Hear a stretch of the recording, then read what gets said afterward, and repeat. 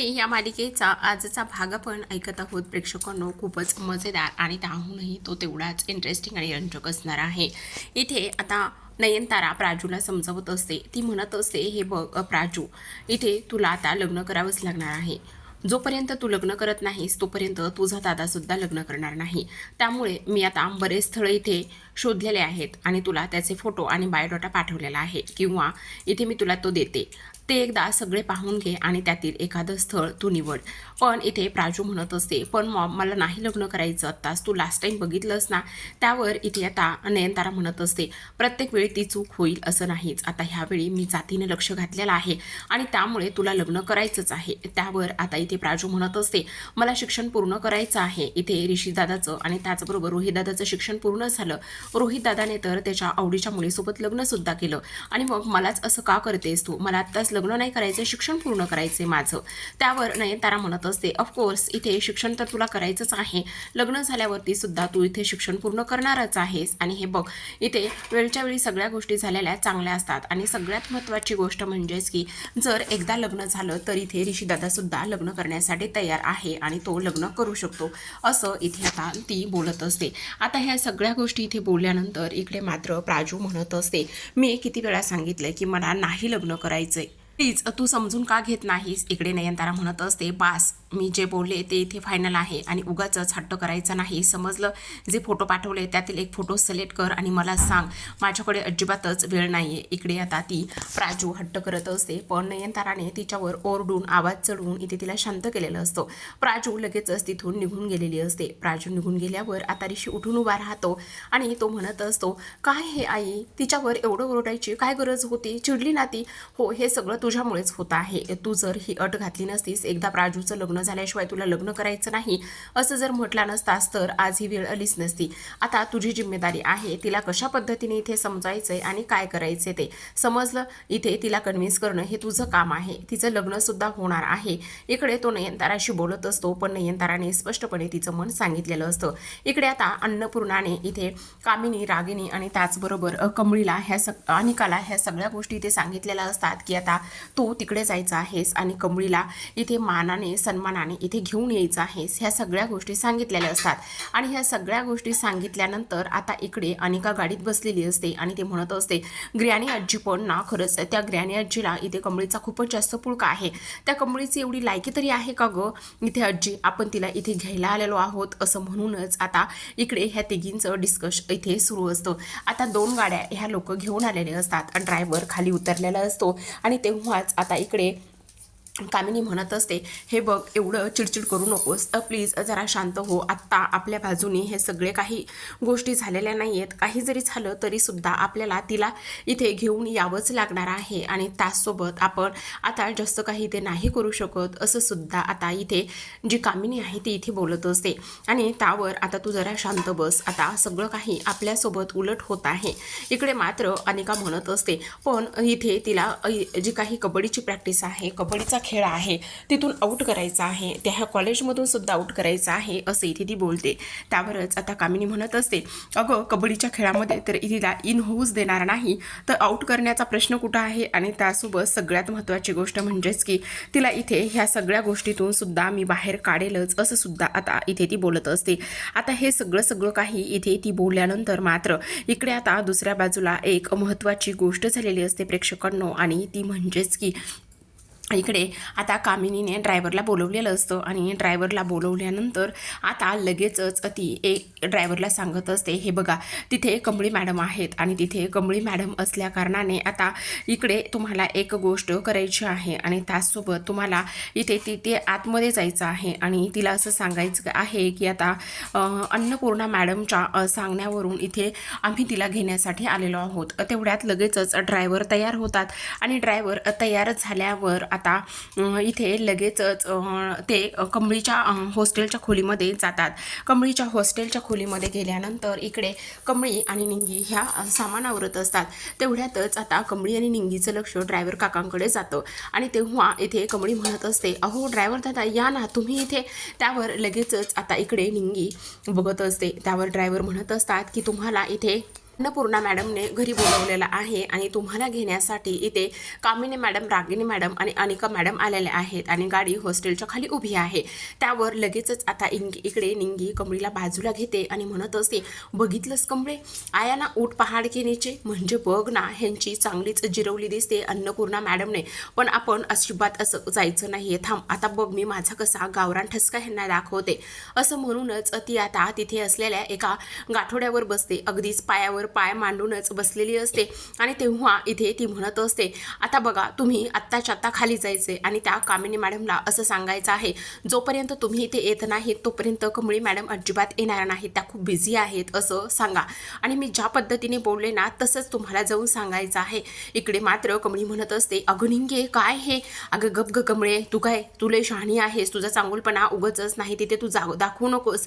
बघितलं ना त्या लोकांनी आपल्यासोबत कसे वागले होते, काय केलं होतं, कशा पद्धतीने तुझ्यावर नाही ते आरोप केले होते आणि तुला इथे घराच्या बाहेर सुद्धा हकललं होतं. मग आता हीच एक संधी आहे चांगला बदला घेण्याची, तू गप्प बस, मी बघ त्यांना कसं सरळ करते म्हणून. कमळीला तर आता इथे निंगी काही बोलूच देत नसते आणि ती म्हणत असते, ह्यांना आता निंगीचा इंगा चांगलाच दाखवायला पाहिजे. जोपर्यंत इथे ती कामिनी, रागिनी आणि ती अनिका ही येत नाही तोपर्यंत इथे मी त्यांना अजिबातच हे सगळं होऊ देणार नाही, समजलं तुला, असं इथे ती बोलत असते. आता प्राजू ही तिच्या खोलीमध्ये चिडून आलेली असते, तिच्या पाठोपाठ ऋषी येतो. आता ही चिडलेली असते आणि ऋषी तिथे आल्यानंतर आता इकडे तो तिच्या बाजूला येऊन बसतो आणि बसल्याबरोबरच इथे तो म्हणत असतो, हे बघ प्राजू प्लीज जरा शांत हो ना. आणि त्यावरच आता इथे प्राजू म्हणते, कशी शांत हो, हे सगळं तुझ्यामुळे झालेलं होतं. तुला जर लग्न करायचंच नव्हतं तर तू स्पष्टपणे सांगायचंच ना की मला लग्न करायचं नाही म्हणून, मला बळीचा बकरा का बरं बनवलेला आहेस. आई बघितलं ना, आणि तिथे आईच्या बाजूनी आई बोलत होती तेव्हा तर तू इथे काहीच बोलला नाही आहेस. त्यावर लगेचच ऋषी म्हणतो, अगं तेव्हा जर मी बरंच काही बोललो असतो किंवा काही गोष्टी इथे डिस्कस केल्या असत्या तर इथे अजूनच आई चिडली असती की नाही आणि तिने आणखी भलता काही निर्णय घेतला असताना. मग मला एक गोष्ट सांग प्राजू, कधी ना कधी तर लग्न करायचंच आहे. मान्य आहे तुला आता लग्न करायचं नाहीये, पण एक गोष्ट मात्र नक्की आहे, मला एक गोष्ट सांग, ते लग्न थांबवण्यासाठी मी पूर्ण प्रयत्न करेन, पण मी लग्न थांबवायला जाऊ आणि तुझं बाहेर काही आहे का, तुला एखादा मुलगा वगैरे आवडतोय का प्लीज.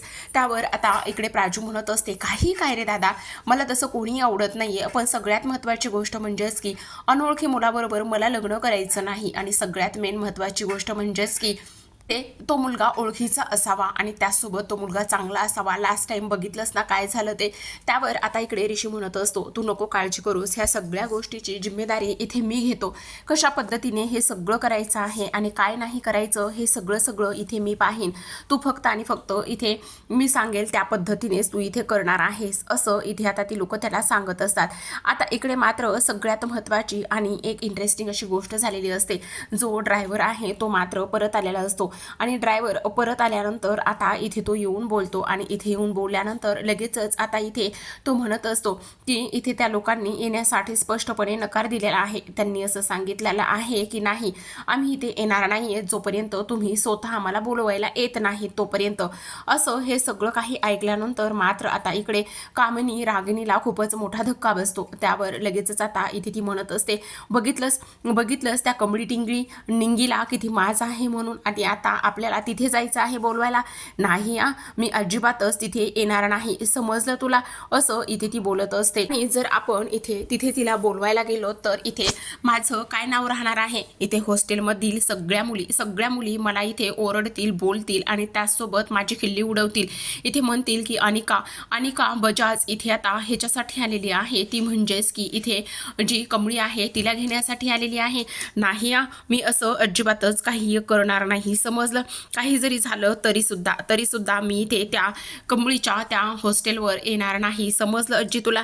त्यावरच आता इकडे कामिनी म्हणत असते, नाही कमळे, काय नाही ग अनिका, आपल्याकडे कुठलाच दुसरा पर्याय शिल्लक नाही राहिलेला, आपल्याला काही जरी झालं तरी सुद्धा तिथे जावंच लागणार आहे, असं कामिनीचं म्हणणं असतं. आता शेवटी इकडे मात्र अनिका खूपच रागात गेलेली असते, कारण आता कामिनी म्हणत असते, त्या कमळीची एवढी मजल वाढलेली आहे की तिने आपल्याला तिथपर्यंत बोलवलेलं आहे आणि त्याहूनही सगळ्यात महत्त्वाची गोष्ट म्हणजेच की मी बघून घेईन ह्या सगळ्या गोष्टी असं इथे ती बोलते। खरं तर ह्या सगळ्या प्रकरणामध्ये निंगी असते आणि इकडे अनिका आता कमळीचा आणि त्याचसोबत कामिनीसुद्धा कमळीचा रागराग करत असते। पण आता निंगी ह्या सगळ्या गोष्टी का करत असते की ह्या लोकांनी इथे त्यांचा अपमान केलेला असतो आणि तो अपमान तर केलेला परत मिळू शकत नाही, पण ह्या लोकांना थोडीशी अक्कल घडवावी, अद्दल घडवावी असं त्या दोघींचं म्हणणं असतं। इकडे आता रागिनी म्हणत असते, पण आई मला एक गोष्ट सांग, हे जरा अतिच होतंय की नाही? त्यावरच आता कामिनी म्हणत असते, नाही ग रागिनी नाही, जरा शांत बसा तुम्ही दोघी सुद्धा। आपल्याकडे आता तिथे जाऊन तिला बोलवून आणल्याशिवाय कुठलाच पर्याय इथे शिल्लक नाहीये, कारण वहिनीने ह्या सगळ्या गोष्टी सांगितलेल्या आहेत आणि त्यामुळेच आपल्याला तिथे जावं लागणार आहे असं कामिनी म्हणत असते। इकडे मात्र रागिनी म्हणत असते, बापरे हे खूपच जास्त डेंजर आहे। इकडे अनिका म्हणत असते, आता खरंच ना मला खूप जास्त राग येतोय, मी तिथे अजिबातच येणार नाही असं पुन्हा एकदा अनिका म्हणते। त्यावर तिला आता समजवण्याचं काम कामिनी करत असते। इकडे रागिनीला सुद्धा इथे ती समजवण्याचं काम करत असते। रागिनी म्हणत असते, पण जर आपण त्या कॉलेजमध्ये गेलो आणि ह्या सगळ्या गोष्टी अशा पद्धतीने झाल्या तर इथे लोक आपल्याला नाव ठेवणार नाही का गाई? त्यावरच आता इकडे रागिनी म्हणत असते, अगं त्या सगळ्या गोष्टी ज्या आहेत त्या पुढे आपण इथे पाहून घेऊ, आता त्या सगळ्या गोष्टीबद्दल बोलण्याची ही अजिबातच वेळ नाही, समजलं?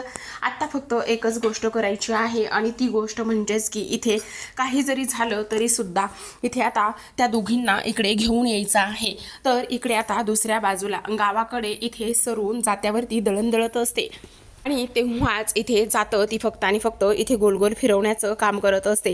गोलगोल फिरवण्याचं काम केल्यानंतर मात्र आता इकडे तिची मैत्रीण वर्षा आलेली असते।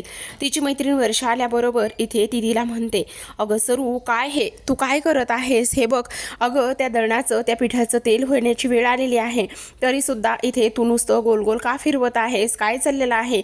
नाही ग काही नाही आहे, झालंच आहे। आणि काय झालेलं आहे तुला?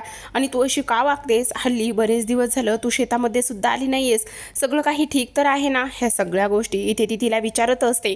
त्यावरच आता इकडे ती म्हणत असते, हो ग सगळं काही ठीक आहे, पण मला माझ्या सरूची खूप जास्त आठवण येते असं सुद्धा इथे ती बोलते।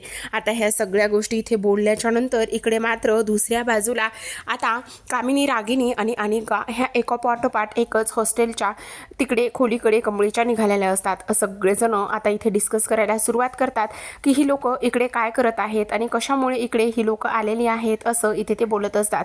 त्याचबरोबर ह्या सगळ्या गोष्टी इथे बोलल्यानंतर आता मात्र इकडे लगेचच कामिनी, रागिनी आणि अनिका ह्या कमळीच्या खोलीमध्ये येऊन पोहोचतात। ह्या तिघी सुद्धा आता आतमध्ये येऊन पोहोचल्यानंतर इकडे मात्र लगेचच आता कामिनी म्हणत असते, कमळी तुला अन्नपूर्णा वहिनीने इथे घरी बोलवलेलं आहे आणि दादाची जी तब्येत खालवलेली आहे त्याकरिता तूच एक इलाज करू शकतेस आणि म्हणूनच मी इथे घेण्यासाठी आलेली आहे असं सुद्धा आता इथे ती बोलत असते।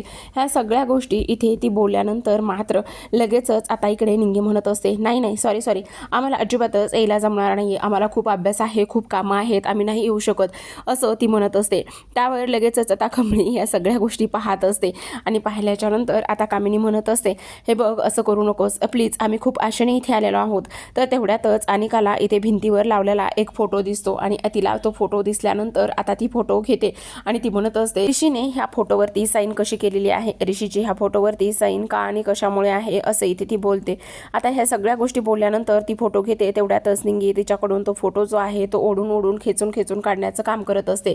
काही जरी झालं तरी सुद्धा तो फोटो आमचा आहे, दे तुला काय करायचं आहे। पण इकडे अनिका म्हणत असते की नाही, हा फोटो इथे ऋषीने कसा काय दिलेला आहे आणि ऋषीने हा फोटो दिलेला आहे, त्यामुळे मी हा फोटो माझ्याकडेच घेणार आहे, दे लवकर म्हणून ती आरडाओरडा करण्याचा प्रयत्न करत असते। इकडे कामिनी, रागिनी अनिकाला समजवण्याचं काम करत असतात। कमळी म्हणत असते, काय करतेस तू, वेडी झाली आहेस का अनिका, प्लीज सोड हे सगळं काही, प्लीज असं करू नकोस असं सुद्धा आता इथे ती बोलत असते। आता ह्या सगळ्या गोष्टी इथे बोलल्यानंतर इकडे मात्र आता निंगी तो फोटो जोरात ओढते तर अनिका सुद्धा तो फोटो जोरात ओढण्याचं काम करत असते। तेवढ्यातच आता इकडे निंगीच्या हाताला यश आलेलं असतं आणि तो फोटो जो आहे तो इकडे निंगीच्या हाती लागलेला असतो। तेवढ्यातच रागिनी इथे अनिकाला समजावण्याचं काम करते। ती म्हणत असते, काय चाललेलं आहे अनिका, चल लवकर। तेवढ्यातच आता कमळी म्हणत असते, तुम्ही सगळे व्हा पुढं, आम्ही आलोच बॅगा घेऊन असं म्हणूनच आता ह्या तिघी सुद्धा बाहेर निघून जातात। तर आता ह्या दोघी त्यांच्या मागे बॅगा घेऊन निघणार असतात। तर आता इकडे सगळ्यात महत्त्वाची गोष्ट म्हणजेच की जी आता इथे अनिका आहे. अनिकाला प्रचंड राग आलेला असतो. ती म्हणत असते हे सगळं काय आहे आणि ह्या सगळ्या गोष्टी कशामुळे झालेल्या आहेत असं इथे ती बोलत असते. त्याचबरोबर इकडे आता कमळीने तो फोटो घेतलेला असतो आणि तो कमळीने फोटो घेतल्यानंतर त्या फॅमिलीचा फोटो ती इथे भिंतीवर लावते आणि भिंतीवर तो फोटो लावल्यानंतर आता इकडे मात्र लगेचच कमळी म्हणत असते चला आपल्याला तर आता जायचं आहे ना, म्हणूनच आता इकडे त्या फोटोवर एक नजर फिरवते आणि त्या फोटोवर एक नजर फिरवल्यानंतर लगेचच आता ही लोक तिकडे निघालेली असतात आणि त्याचबरोबर आल्याबरोबरच आता इकडे निंगी गाडीचा दरवाजा उघडते आणि गाडीच्या दरवाजामध्ये जाऊन बसण्याचं काम ती करत असते. तेवढ्यातच आता अनिका पुढे येते आणि ती म्हणत असते हे निंगी टिंगी काय चाललेलं आहे तुझं गावछाप कुठची, इथे तुझी लायकी तरी आहे का माझ्या गाडीमध्ये बसण्याची आणि माझ्या गाडीमध्ये तू कशी बसायला आलेली आहेस, चल हो बाजूला, हिंमत कशी झाली तुझी हे सगळं काही करण्याची, असं सुद्धा आता इथे ती बोलत असते. आता ह्या सगळ्या गोष्टी इथे ती बोलल्यानंतर मात्र इकडे आता कमळी म्हणत असते अगं जरा शांत होणार आहेस का, असं इथे ती बोलते आणि ह्या सगळ्या गोष्टी इथे ती बोलल्यानंतर लगेचच आता इकडे मात्र कामिनी तिला बाजूला खेचते आणि कामिनी तिला बाजूला खेचल्यानंतर तिला ती म्हणत असते काय झालेलं आहे अनिका, प्लीज जरा शांत होणार आहेस का तू, बसू दे त्यांना, आपण दुसऱ्या गाडीत जाऊ. आणि त्यावरच आता इकडे मात्र कमळी म्हणत असते हे बघ निंगे असू देत ना, आपण जाऊया दुसऱ्या गाडीत. त्यावर निंगी म्हणते नाही अजिबातच नाही, आपण जाणार आहोत तर ह्याच गाडीमध्ये जाणार आहोत, समजलं तुला, आणि तू प्रत्येक वेळेस का गं ॲडजस्ट करून घेतेस आणि हिला तर चांगला धडा शिकवायलाच पाहिजे, असं सुद्धा आता इथे ती बोलत असते. आता ह्या सगळ्या गोष्टी इथे ती बोलल्यानंतर इकडे मात्र लगेचच आता निंगी गाडीमध्ये बसते. तर इकडे कमळीला म्हणत असते काय गं तुला काय आता वेगळं सांगायचं पाहिजे का, जा बस लवकर तू सुद्धा आता गाडीमध्ये, असं म्हणूनच तिला सुद्धा आता इथे ती गाडीमध्ये बसवण्याचं काम करते. कमळी निंगी आणि त्याचबरोबर इथे कामिनी एका गाडीत असतात तर रागिनी आणि त्याचसोबत अनिका मागच्या गाडीमध्ये बसलेल्या असतात. आता ह्या सगळ्या जणी त्या गाडीमध्ये येतात आणि गाडीमधून आल्यानंतर अन्नपूर्णाच्या घरापर्यंत येऊन पोहोचतात. अन्नपूर्णाच्या घरामध्ये येऊन पोहोचल्यानंतर आता त्या आहे त्याच ठिकाणी उभ्या राहतात. कमळीला कशा पद्धतीने घराच्या बाहेर काढलं होतं आणि कशा पद्धतीने इथून हाकललं होतं हे सगळं काही तिला इथे आठवत असतं आणि ह्या सगळ्या गोष्टी आठवत असताना तिला आता वाईटसुद्धा वाटत असतं.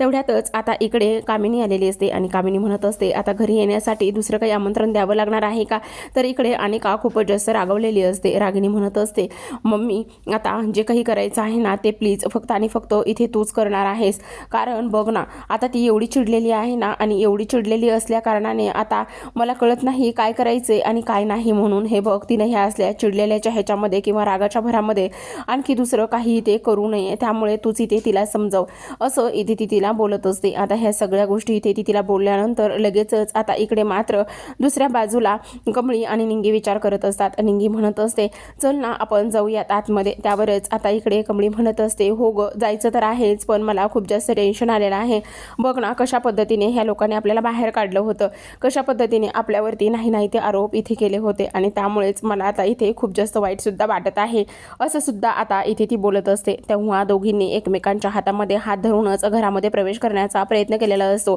तर इकडे आता रागिनी आणि कामिनी हे सगळं काही उघड्या डोळ्यांनी पाहतच असतात. त्यांना असं वाटत असतं की सरते शेवटी इथे कमळी जिंकलेली आहे आणि आपण हार मानलेली आहे. तर इकडे दुसऱ्या बाजूला कमळीचा फोटो जो भिंतीवरती लावलेला असतो तो खाली पडतो आणि त्यामुळे सर्वांच्या मनामध्ये नाही ते विचार येतात.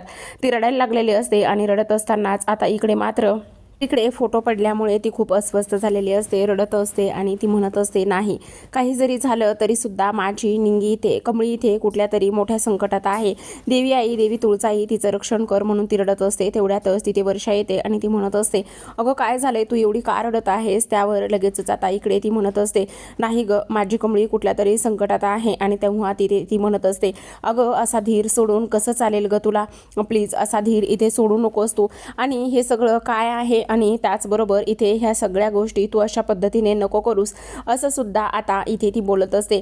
तेव्हा इकडे मात्र तिला खूप जास्त अस्वस्थ वाटत असतं, काही जरी झालं तरी सुद्धा माझ्या कमळीचं रक्षण झालं पाहिजे. आणि तेव्हा इकडे तिला वर्षा समजावण्याचं धीर देण्याचं काम सुद्धा इथे व्यवस्थित पद्धतीने करत असते. तर आता प्रेक्षकांनो अशाच नवनवीन सोबत डेली मालिकांचे अपडेट्स आणि रिव्ह्यू जाणून घ्यायचे असतील पाहायचे असतील तर नक्की चॅनलला सबस्क्राईब करा. भेटूयात पुन्हा एका नवीन आणि इंटरेस्टिंग अशा एपिसोडसोबत अपडेटसोबत. तोपर्यंत पाहत रहा कमळी.